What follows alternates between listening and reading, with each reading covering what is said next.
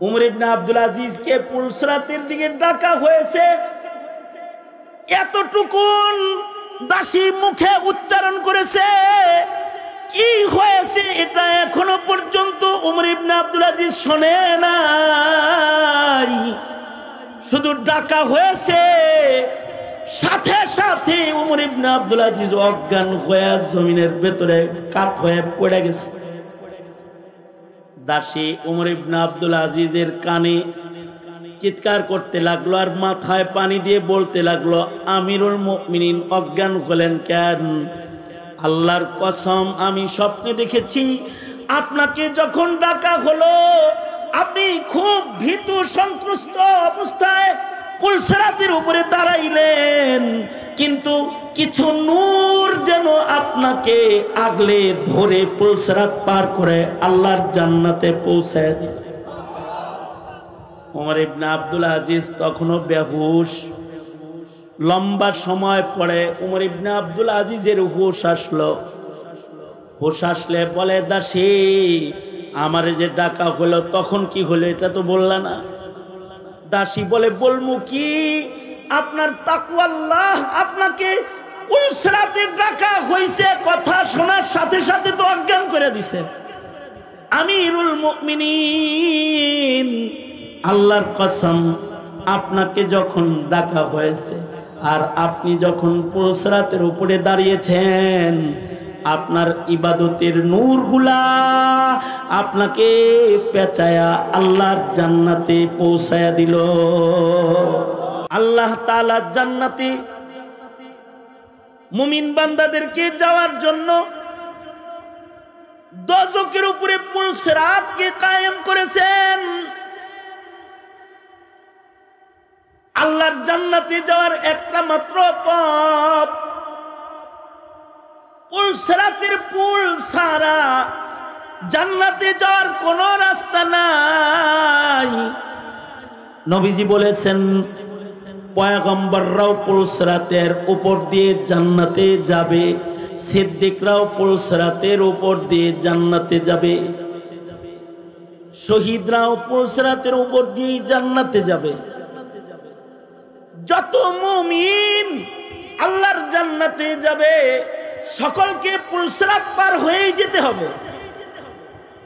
পুলসরাতের পুল ছাড়া আল্লাহর জান্নাতে যাওয়ার দ্বিতীয় কোনো রাস্তা নাই।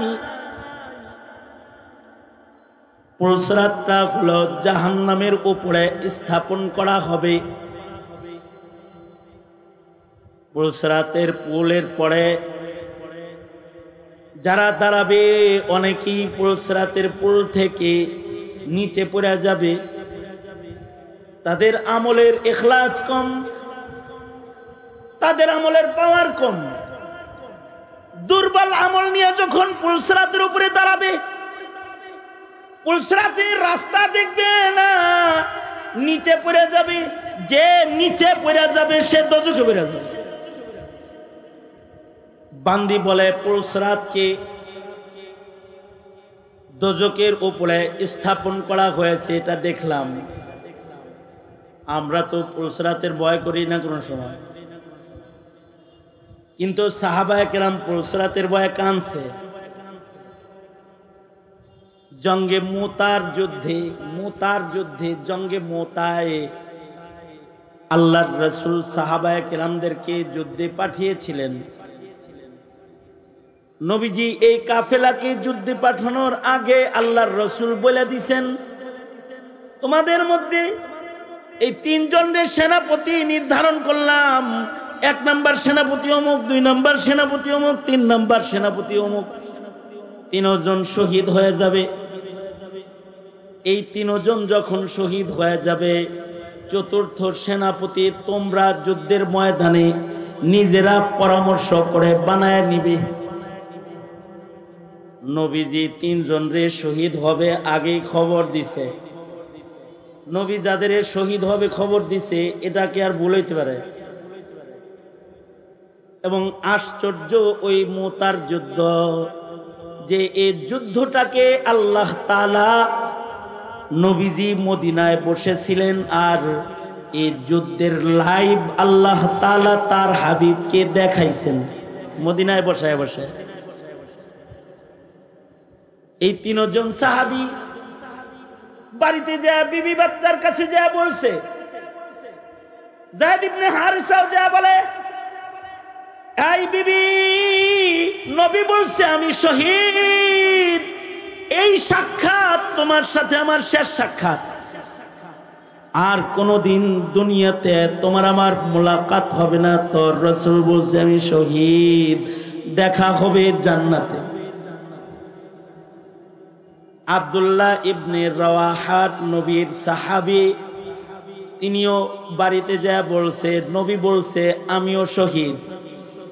এই বিবি, এই সাক্ষাৎ তোমার সাথে আমার শেষ সাক্ষাৎ, আর কোনদিন মুলাকাত হবে না, দেখা হবে আল্লাহর জান্নাতে। বিদায় নিয়ে গেলাম আমি শহীদ। বিদায় নিয়ে গেছেন শহীদ হিসাবে, জান্নাতি মুলাকাত হবে এটা বইলা।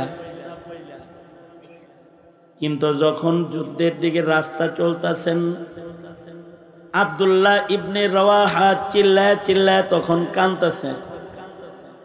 আব্দুল্লাহ ইবনে রাওয়াহাকে বলে, এ আব্দুল্লাহ ইবনে রাওয়াহা, চিৎকার করে কান্দো কেন? মরারে এত ভয় পাও? নিজের বিবি বাচ্চা রেখে এসেছো, তাদের জন্য মায়া এত যে তাদের মায়ায় কান্দো নাকি? আব্দুল্লাহ ইবনে রাওয়াহা বলে, না না, মরণের ভয়ও কান্দি না, সন্তান বিবি রেখে চলে যাচ্ছে এজন্য কান্দি না। এখন কাঁদতেছি একটা ভয়ে, সেটা হলো আমি শহীদ তো হব, কিন্তু আল্লাহর রাসূল বলেছেন পুলসরাত পার না হয়ে কেউ আল্লাহর জান্নাতে যাইতে পারবে না। কেমন শহীদ যে আমি হব, আমার শাহাদাতের আলো দিয়ে কি আমি পুলসরাত পার হইতে পারমুনি?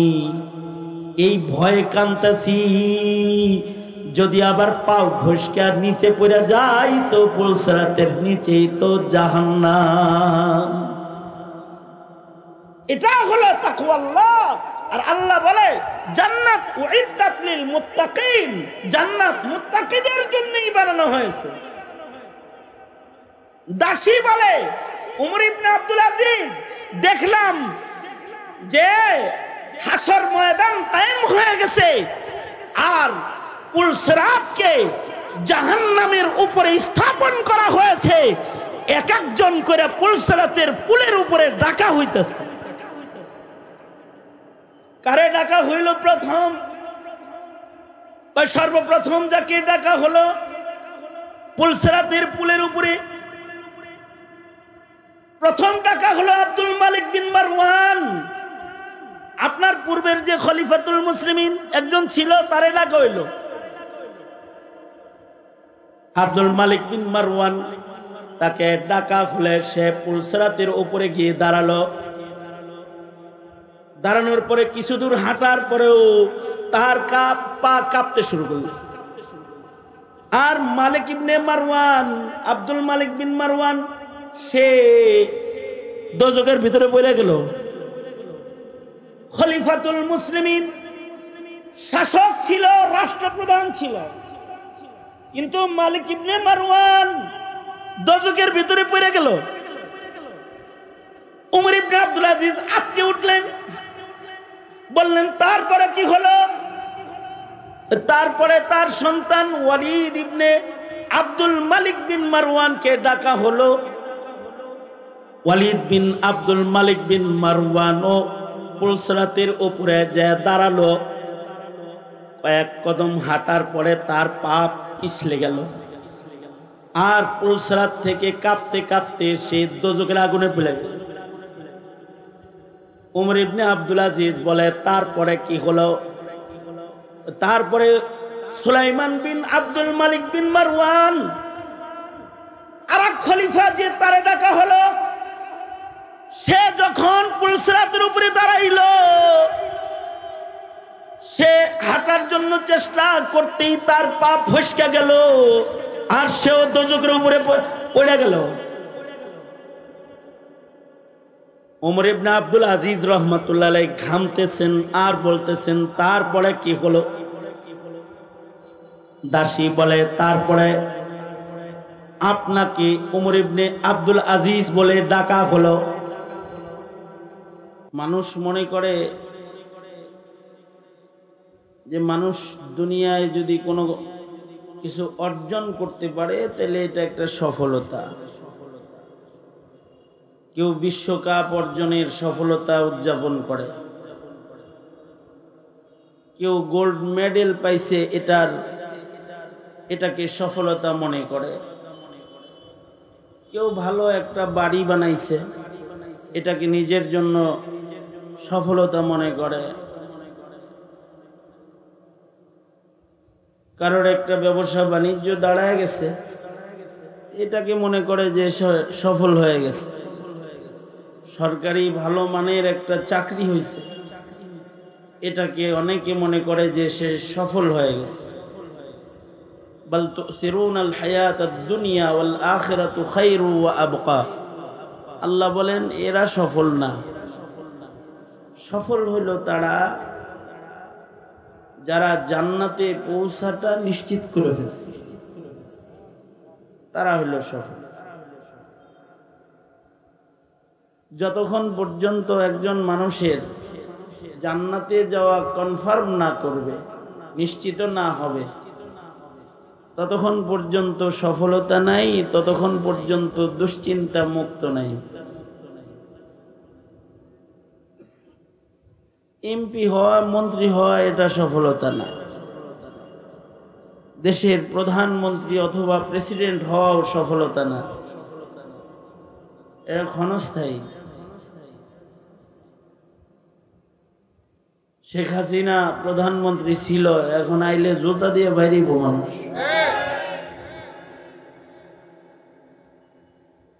স্বরাষ্ট্রমন্ত্রী দেশের সকল পাওয়ারকে ব্যবহার করেছে, রাস্তা দিয়ে হাঁটার সাহস নাই, ভিন দেশে যায় লুকায়া বসে রয়েছে। সফলতা না এটা।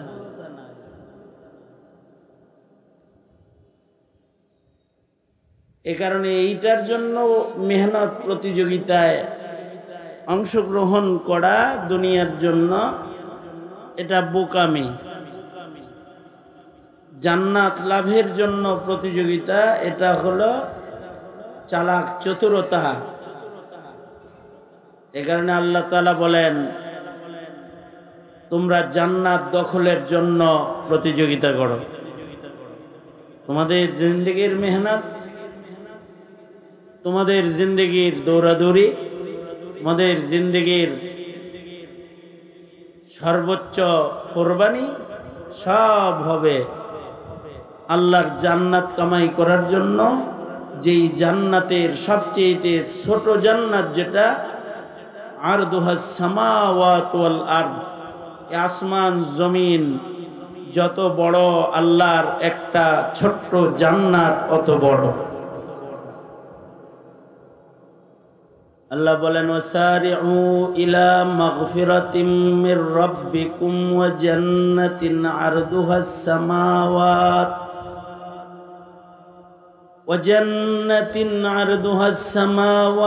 ওয়াল আরদু উইদ্দাত লিল মুত্তাকিন। তোমরা আসমান জমিনের আয়তনের সমপরিমাণ যেই একটা ছোট্ট জান্নাত, বড়টার কোনো সীমানা টিমানা নেই। আল্লাহ বলেন এটা দখল করার জন্য মেহনত করো, প্রতিযোগিতা করো। কেমনে, কিসের মালিক হইলে তোমরা এই জান্নাতে পৌঁছতে পারবে? টাকাওয়ালা হইলে পৌঁছতে পারবে না। সুন্দর চেহারা হইলেই এই জান্নাতে পৌঁছতে পারবে না। ক্ষমতাধর কোনো চেয়ারে বসা থাকলে এই জান্নাতে পৌঁছতে পারবে না। জান্নাত কোনো পয়সাওয়ালার জন্য না, সুন্দর চেহারার জন্য না, ক্ষমতাওয়ালার জন্য না। জান্নাত প্রস্তুত করা হয়েছে মুত্তাকি বান্দাদের জন্য। উইদ্দাত লিল মুত্তাকিন, খোদা ভীরু বান্দাদের জন্য জান্নাত প্রস্তুত করা হয়েছে। খোদা ভীরু যারা, তারা এই জান্নাতে পৌঁছে যাবে।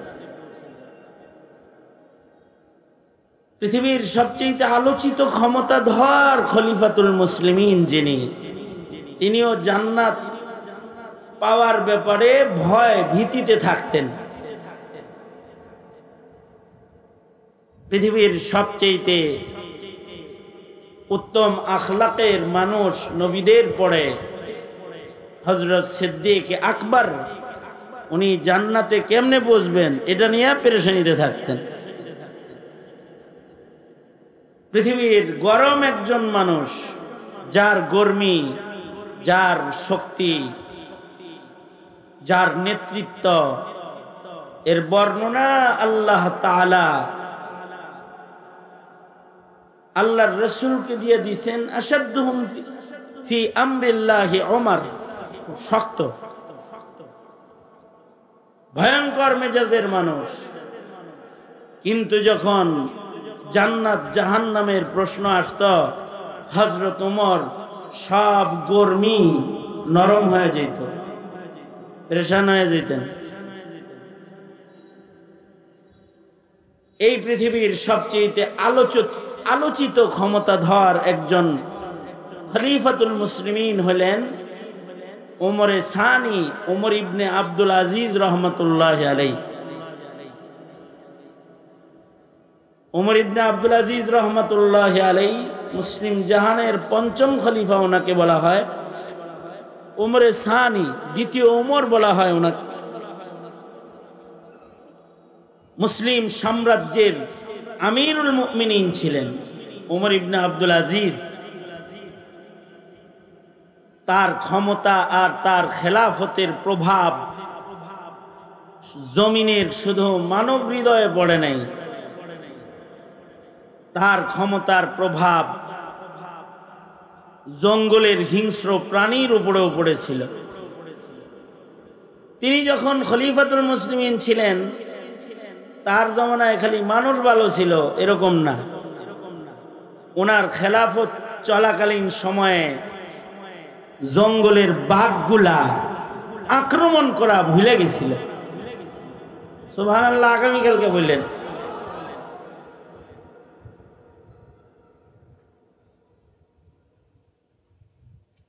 উনি যেদিন ইন্তেকাল করলেন,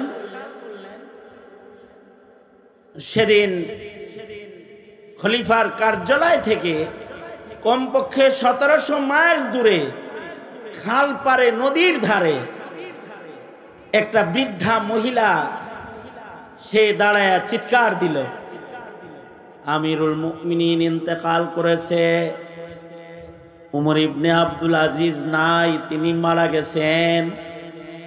কত দূর থেকে বলতেছে? 1700 মাইল, 2100 মাইল দূর থেকে বলতেছে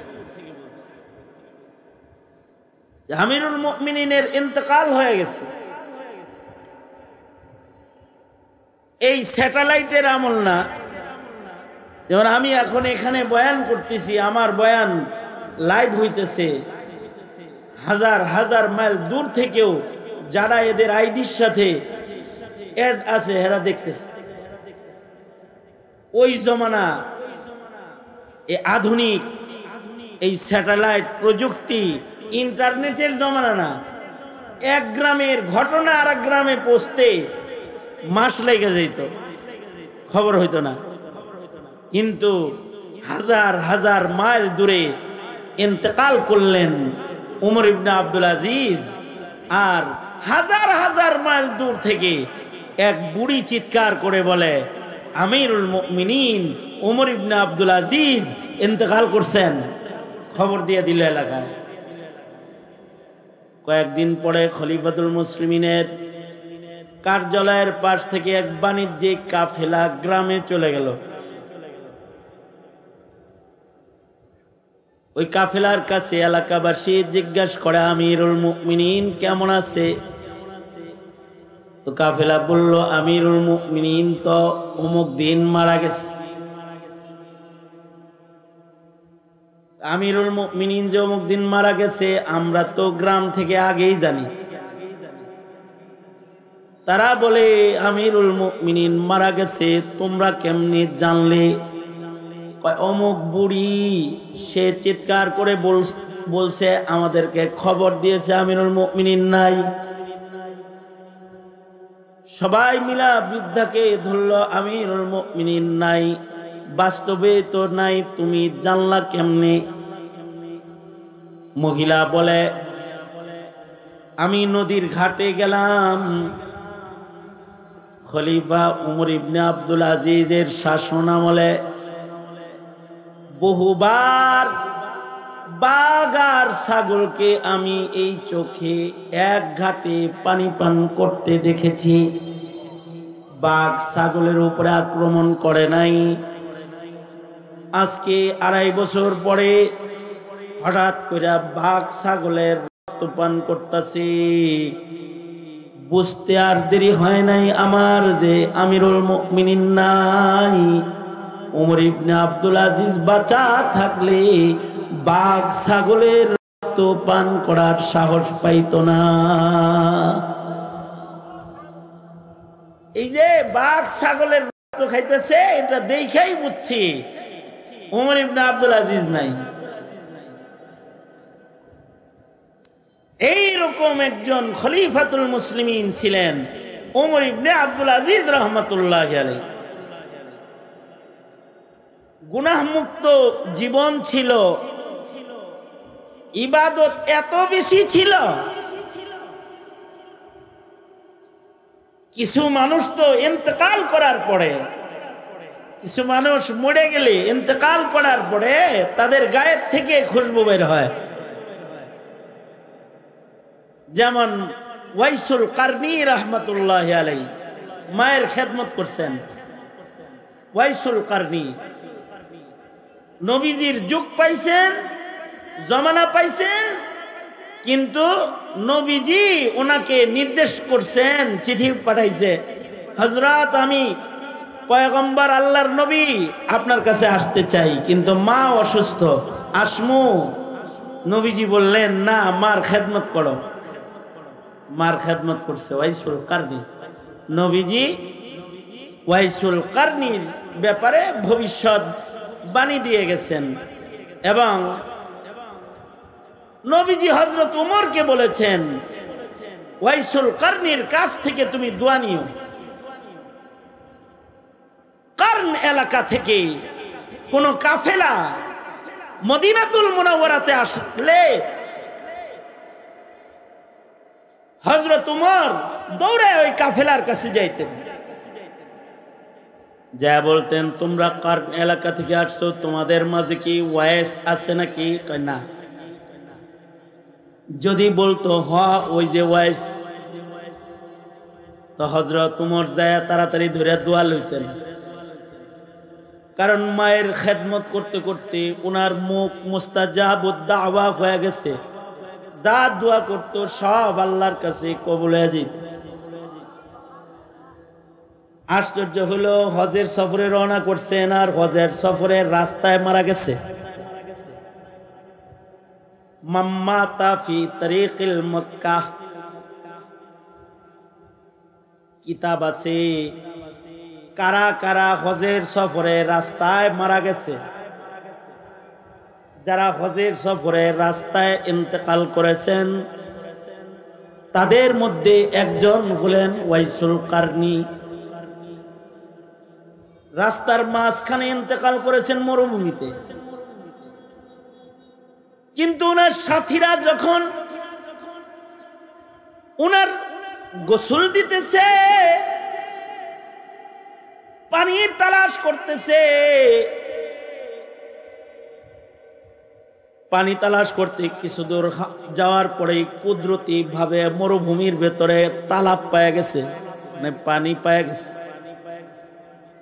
এবং পানিগুলো তালাবের থেকে উঠায় তাড়াতাড়ি নিয়ে আসছে। অথচ এই পথ দিয়ে আগে আসছে, তখন এই তালাব নজরে আসে নাই। পানিগুলো আনছে, আনার পরে পানি গরম করবে, গরম করার জন্য আগুন তালাশ করতেছে, তো হাত দিয়ে দেখে যে পানি অটোমেটিক গরম আছে। এ পানি দিয়া যখন ওয়াইসুল কারনীকে গোসল দেওয়া আরম্ভ করেছে, হাত পায়ের যেখানেই ঘষা দেয়, মাইয়িতের দেহের ভেতর থেকে মিস্কের ঘ্রাণ বের হয়। মিস্কের ঘ্রাণ বের হইতেছে। কাফন পড়াইছে, কাফনের ভেতরেও মিস্কের ঘ্রাণ কুদরতি ভাবে পড়ছে। যখন ওনার কবর খুঁড়তেছে, কবর এক কোদাল মাটি তুললে মনে হয় যেন যে 10 কোদাল মাটি সরে পড়ে। কবর অটোমেটিক হইতেছে। কবরের ভেতরে যখন সাথীরা 4 জন নেমে কবরের মাটিগুলো ঠিক করতেছে, কবরের মাটি যেখানে লাগতেছে মাটির থেকে মিস্কের ঘ্রাণ আগেই বাইর হইতেছে। জমিনে এমন কিছু মানুষ আছে যাদের নেক আমলের কারণে এরকম আখিরাত তাদের এত সুন্দর। তাদের মধ্যে উমর ইবনে আব্দুল আজিজ অন্যতম একজন। উমর ইবনে আব্দুল আজিজের জামার সাথে রাজ্যের মন্ত্রীরা, হুকুমতের লোকেরা তাদের জামা ধোয়ার জন্য ধুবির কাছে দিত। ধুবি বলতো, উমর ইবনে আব্দুল আজিজের জামার সাথে নিজের জামা ধুইতে চান কেন? উমর ইবনে আব্দুল আজিজের জামায় যে উমর ইবনে আব্দুল আজিজের গায়ের ঘাম লাগে, এই ঘামওয়ালা জামার সাথে যে জামাটা ধৌত করা হয়, কমপক্ষে 40 দিন পর্যন্ত এই জামা থেকে মিস্কের ঘ্রাণ বের হয়। ইবাদতের কারণে তাদের গায়ের থেকে খুশবু বেরিত সবসময়। ইমামে বুখারী রহমতুল্লাহ আলাইহি সেই কবে ইমাম বুখারীকে কবর দেওয়া হয়েছে, এখনো ইমাম বুখারী রহমতুল্লাহ আলাইহির কবর থেকে মিস্কের ঘ্রাণ বের হয়, ঘ্রাণ বের হয়। এরা হলো আখিরাত কনফার্মকারী আমাদের বাপ দাদা পিতৃপুরুষ। উলাইকা আবাই, এরা আমাদের বাপ দাদা। এরা নিজের এমপি মন্ত্রীর চেয়ার কনফার্ম করে নাই জীবনে। তারা ধন ভান্ডারকে নিজের আয়ত্তে আনার জন্য মেহনত করে নাই। তাদের মেহনতি ছিল আল্লাহর জান্নাতকে কিভাবে নিজের দখলে আনা যায়, এই মেহনত তারা করছে। এই উমর ইবনে আব্দুল আজিজ রহমাতুল্লাহ আলাইহি, ইমামে গাজ্জালী রহমাতুল্লাহ আলাইহি ইহয়া উলুমুদ্দিনের ভেতরে ঘটনা আনছেন। উমর ইবনে আব্দুল আজিজ রহমাতুল্লাহ আলাইহি একদিন রাতের বেলায় তাহাজ্জুদের নামাজ পড়তেছে। রাতের বেলায় উমর ইবনে আব্দুল আজিজ তাহাজ্জুদ পড়তেছেন। উমর ইবনে আব্দুল আজিজ রহমাতুল্লাহ আলাইহির একটা দাসী বান্দি শেষ রাত্রিতে উমর ইবনে আব্দুল আজিজকে তাহাজ্জুদের পানি রেডি করে দিত। নামাজ শেষ করলে ফজরের আগে ওনাকে নাস্তা করাইত। উমর ইবনে আব্দুল আজিজ রহমাতুল্লাহ আলাইহি তাহাজ্জুদের নামাজে দাঁড়িয়ে আছেন। ওই সময় দাসী বান্দির আমল ছিল। মুসলমান কাফের যুদ্ধ হইলে কাফেরদের ভেতর থেকে যদি কাফেররা গ্রেফতার হইতো তো এরা মুসলমানদের কাছে দাসী হিসেবে থাকত। দাসী উমর ইবনে আব্দুল আজিজের পেছনে দাঁড়ায় দাঁড়ায় নামাজ পড়তেছে। কিন্তু উমর ইবনে আব্দুল আজিজের নামাজ লম্বা নামাজ, রুকু সেজদা অনেক লম্বা। দাসী সংক্ষিপ্ত তাহাজ্জুদ পড়ে পেছনে কাত হয়ে রয়েছে। ওই যে কাত হয়ে রয়েছে এর ভিতরে দাসী ঘুমায় পড়ছে। ওমর ইবনে আব্দুল আজিজ রহমাতুল্লাহ আলাইহি নামাজ পড়তেছেন, দাসী ঘুমায় পড়েছে। কিছু সময় পরে ওমর ইবনে আব্দুল আজিজ রহমাতুল্লাহ আলাইহি ওনার তাহাজ্জুদ শেষ করে যখন পেছনে তাকাইছেন, দেখে দাসী ঘুমায় রয়েছে। ওমর ইবনে আব্দুল আজিজ নিরিবিলি কিবলার মুখ হয়ে আবার দোয়া জিকির শুরু করেছেন। একটু পরেই দাসী ঘুম থেকে জাগ্রত হয়ে চিল্লায় কান্না শুরু করছে, চিৎকার করে কাঁদতেছে। ওমর ইবনে আব্দুল আজিজ বলে, এই দাসী কান্দো কেন, কি হয়েছে তোমার? দাসী বলে, আমিরুল মুমিনিন, আমি যে সামান্য সময় ঘুমাইলাম, ঘুমের ঘরে আমি একটা ভয়ঙ্কর স্বপ্নে দেখছি।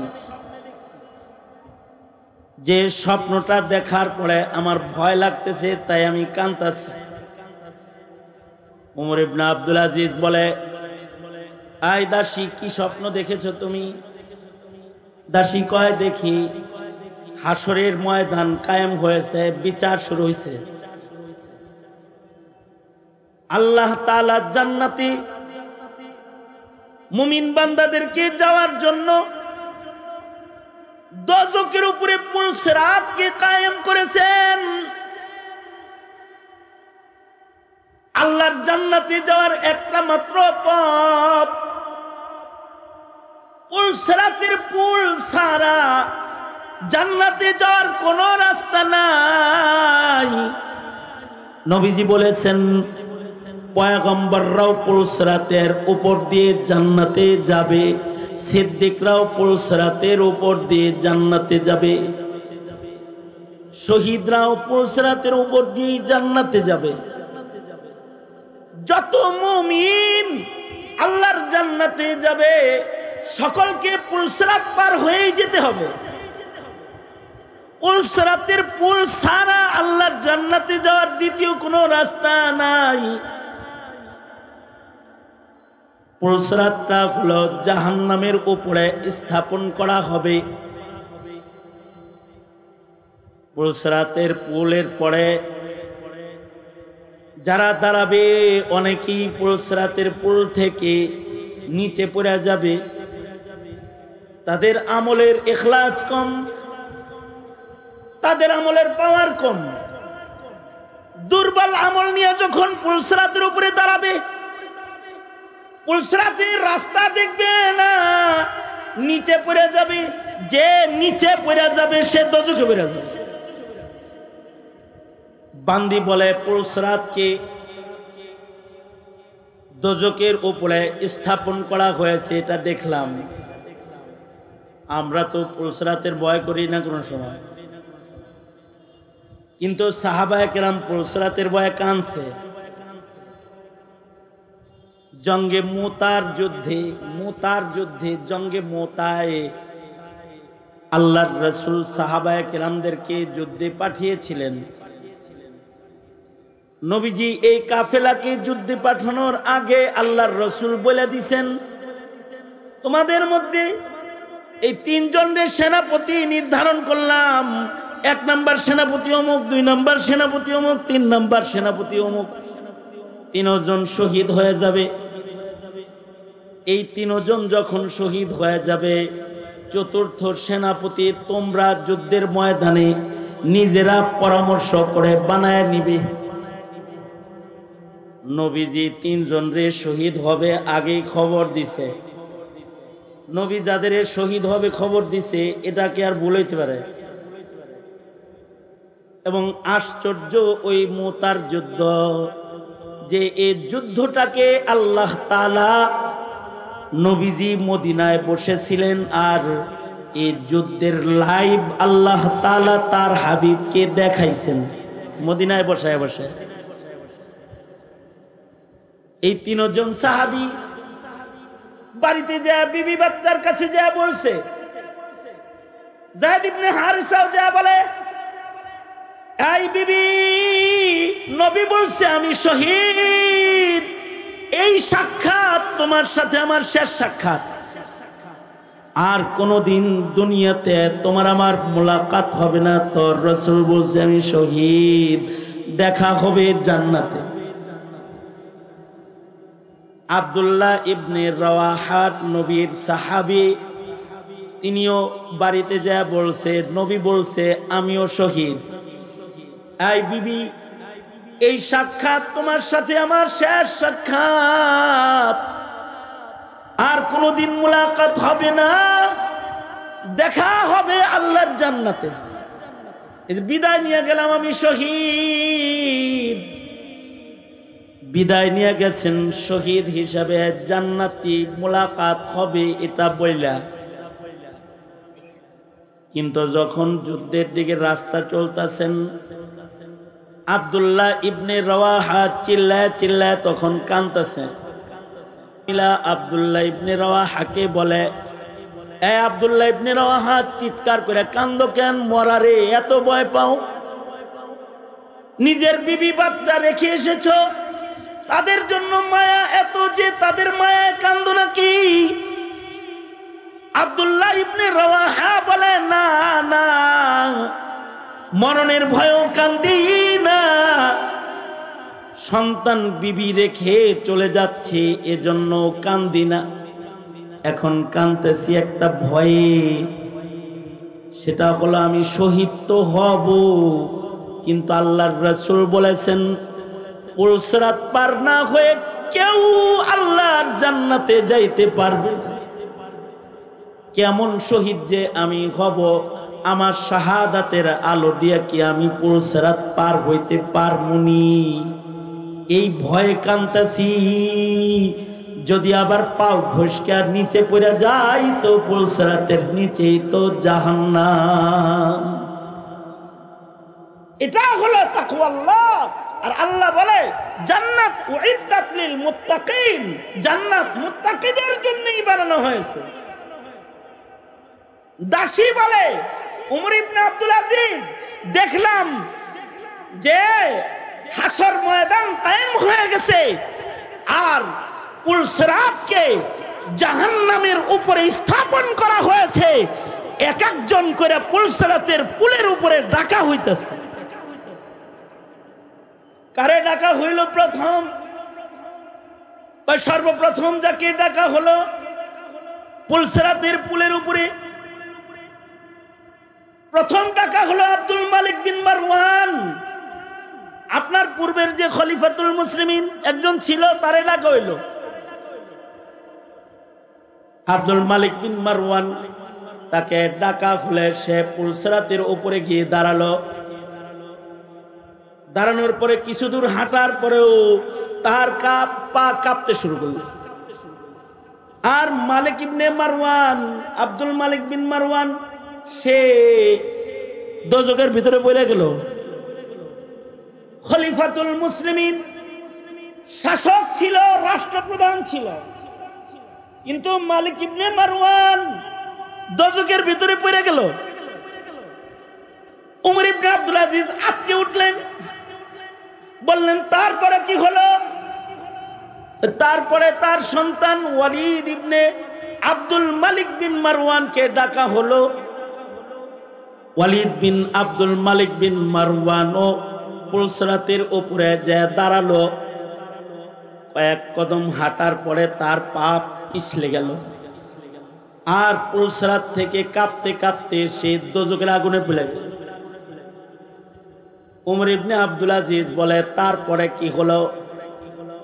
তারপরে সুলাইমান বিন আব্দুল মালিক বিন মারওয়ান, আরেক খলিফা যে তারে ডাকা হলো, সে যখন পুলসরাতের উপরে দাঁড়াইল, সে হাঁটার জন্য চেষ্টা করতেই তার পা ফসকে গেল, আর সেও দোজখের উপরে পড়ে গেল। ওমর ইবনে আব্দুল আজিজ রহমাতুল্লাহ আলাইহি ঘামতেছেন আর বলতেছেন তারপরে কি হলো? দাসী বলে, তারপরে আপনাকে ওমর ইবনে আব্দুল আজিজ বলে ডাকা হলো। উমর ইবনে আব্দুল আজিজকে পুলসরাতের দিকে ডাকা হয়েছে, এতটুকুন দাসী মুখে উচ্চারণ করেছে, কি হয়েছে এটা এখনো পর্যন্ত ওমর ইবনে আব্দুল আজিজ শোনে নাই।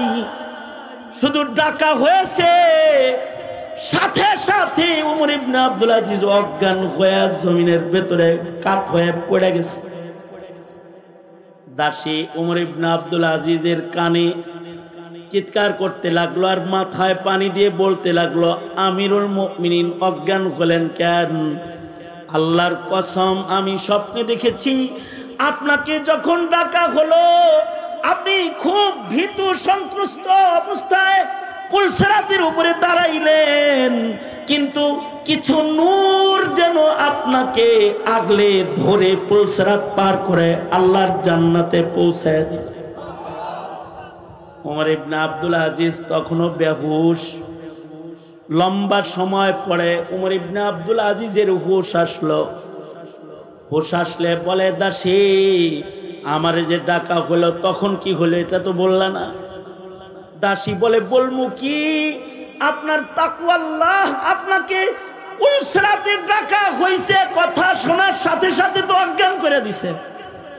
আমিরুল মুমিনিন আল্লাহর কসম আপনাকে যখন ডাকা হয়েছে আর আপনি যখন পুলসিরাতের উপরে দাঁড়িয়েছেন, আপনার ইবাদতের নূরগুলা আপনাকে পেঁচায়া আল্লাহর জান্নাতে পৌঁছায়া দিল। রাজা বাদশা হলে জান্নাত পাওয়া যায় না, সালমান এফ রহমানের মতো কালো টাকার মালিক হলে জান্নাত কেনা যায় না। ক্ষমতার বাহাদুরি অথবা মোরলগিরি দিয়া জান্নাত কেনা যায় না।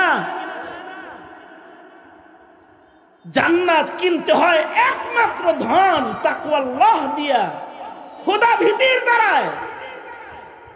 যার খোদা ভীতি যেমন হবে তার জান্নাতের মর্যাদা তেমন হবে।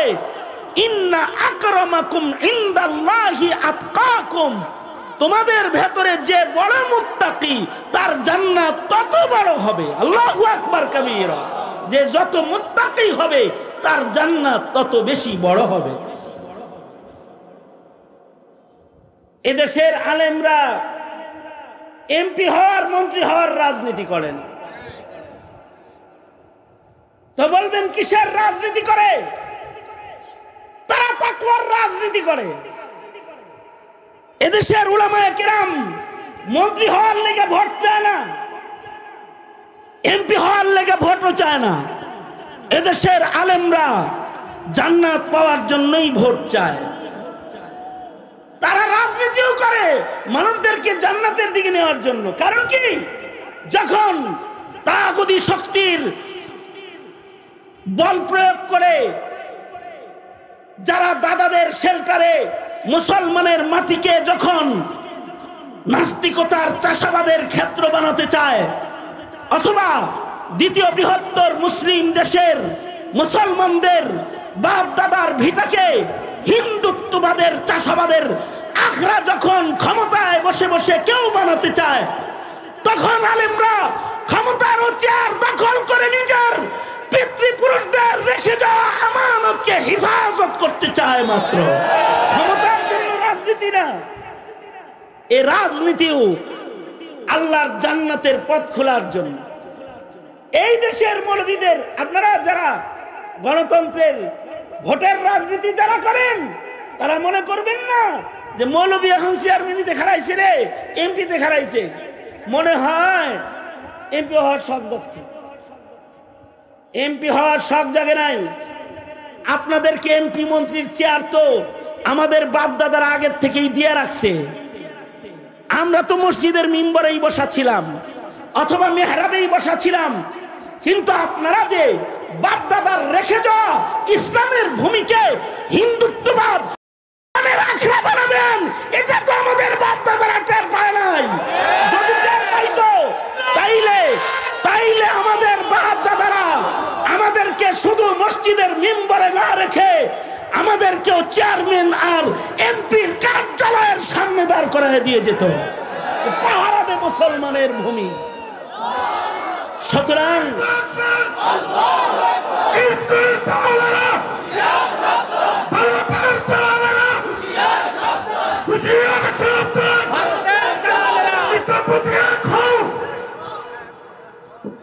সুতরাং আমাদের মিশন যেটা, আমাদের মিশন কোন নেতৃত্বের চেয়ার নয়, আমাদের মিশন আল্লাহ পাকের জান্নাত। ঠিক কিনা? যারা আওয়াজ করে বলেন, আমাদের মিশন হলো জান্নাত পর্যন্ত পৌঁছতে হবে আমাদের। সুতরাং জান্নাত পর্যন্ত পৌঁছতে হলে তাকওয়াল্লাহ লাগবে, পরিপূর্ণ মুত্তাকি হয়, এটা কঠিন কাজ। কিন্তু আমি একটা হাদিস আপনাদের সামনে পড়েছি, এমন কিছু গুণ আছে যেগুলো অর্জন করতে পারলে আপনার আমার হিসাব দিয়ে জান্নাতে যাওয়া লাগবে না। আল্লাহর রাসূল নিজে জিম্মাদার হয়ে আল্লাহর জান্নাতের গেটে পৌঁছায় দিবে। আমার নবী যদি আপনার আমার জিম্মাদার হয়, আর আপনাকে আমাকে যদি আল্লাহর নবী জিম্মাদারি লইয়া জান্নাতের গেটে পৌঁছায় দেয়, তাহলে সহজ হয়ে যাবে না? আজ জোরে আওয়াজ করে বলেন, সহজ হয়ে যাবে না? নিজের আমল দিয়া, নিজের তাকওয়া দিয়া জান্নাতে যাওয়া তো কঠিন, কিন্তু আল্লাহর রাসূলের একটা মুবারক হাদিসের টুকরা আমি আপনাদের সামনে পেশ করেছি। আল্লাহর রাসূল বলেন, নবীজি বলেন,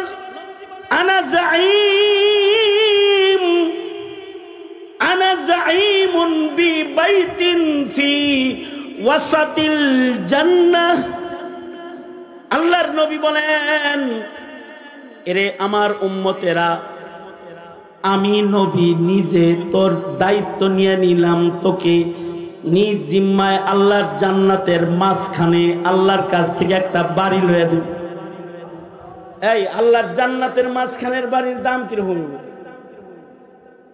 জান্নাতের যে কোনো চিপায় চাপায় কণায় কানায় কেউ যদি 1 বিঘা জায়গা অথবা 1 হাত জায়গা অথবা একটা লাঠি রাখার জায়গারও মালিক হইয়া যায়, এই এতটুকুন মাটির দাম আল্লাহর কাছে কত? 7 আসমান জমিন ও এর মাঝখানে যা কিছু আছে সব কিছু বিক্রি করলেও 1 বিঘা জায়গার মূল্য হবে না। সুবহানাল্লাহ। আস্তে করে বলেন সুবহানাল্লাহ। আরেকটু আস্তে করে বলেন, আরেকটু আস্তে করে বলেন সুবহানাল্লাহ। জান্নাতের ভিতরে কতটুকু? 5% পলট। 1 বিঘা জায়গা, 1 বিঘা জায়গা জান্নাতের ভেতরে যে কোনো চিপায় চাপায় 1 বিঘা জায়গার মালিক কেউ যদি হইয়া যায়, তাহলে সে 7 আসমান জমিন এবং এর ভিতরে যা আছে সব কিছুর চাইতে দামি জিনিসের মালিক সে হয়ে গেল। আর যদি জান্নাতের মিডলে কোনো বাড়ির মালিক হয়, রাজধানীর মাঝখানের জায়গার দাম কম না বেশি? শিবপুরের চিপা চাপার জায়গার, উপজেলার প্রপারের জায়গার দাম কম বেশ নাই?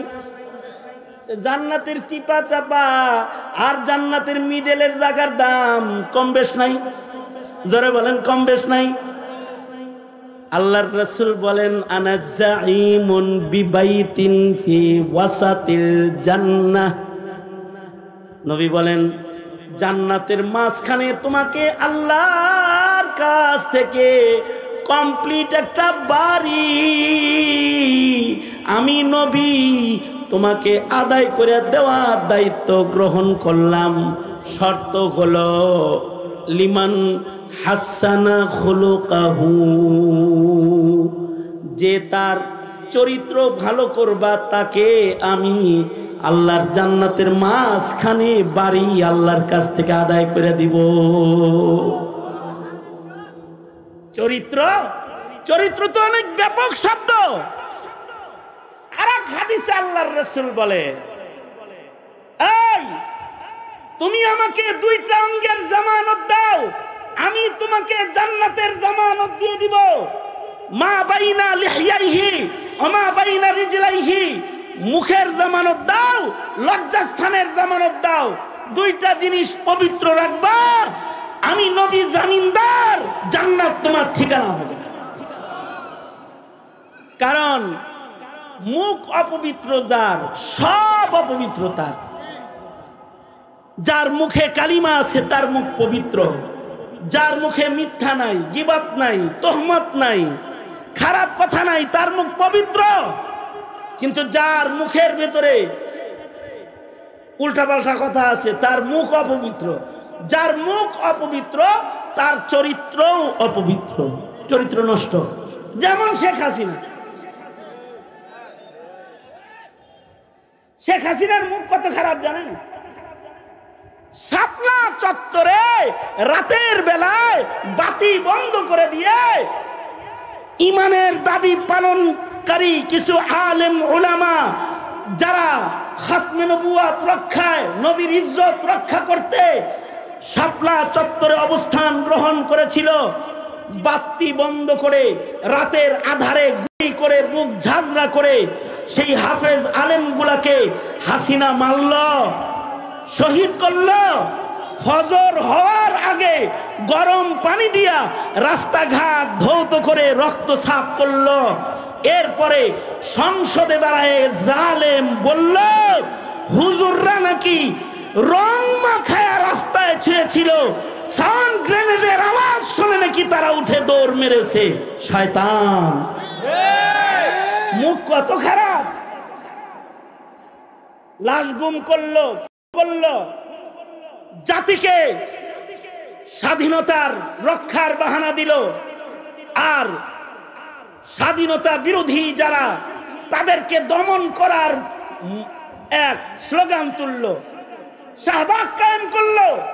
এদেশের আলেমদেরকে রাজাকার বলে গালি দিল। শেষ বেলায় মুখ খারাপ হতে হতে ছাত্র জনতাকেও রাজাকার বলে গালি দিল। ছাত্ররা যখন বুঝলো যে এটার মুখ যা, এটার ভেতর তো তার চেয়ে বেশি খারাপ রে, দে ধাওয়া, দিল্লি পাঠায় দে, দিল্লি পাঠায় দিল। মুখ খারাপ তো চরিত্র খারাপ। এ কারণে আল্লাহর রাসূল বলেন, দুইটা অঙ্গের জমিনদার হও, আমি জান্নাতের জামানত নিয়ে নিব। মুখ ভালো করো, চরিত্র ভালো করো। আর যদি পূর্ণ চরিত্রই সুন্দর হয়ে যায় তাহলে তো নবী বলেন আনা জাইম বিবাইতিন ফি ওয়াসাতিল জান্নাহ। সুতরাং নিজেদেরকে পুত পবিত্র করতে, নিজেদেরকে পুত পবিত্র রাখতে দিন লাগবে, দিনই বুঝ লাগবে।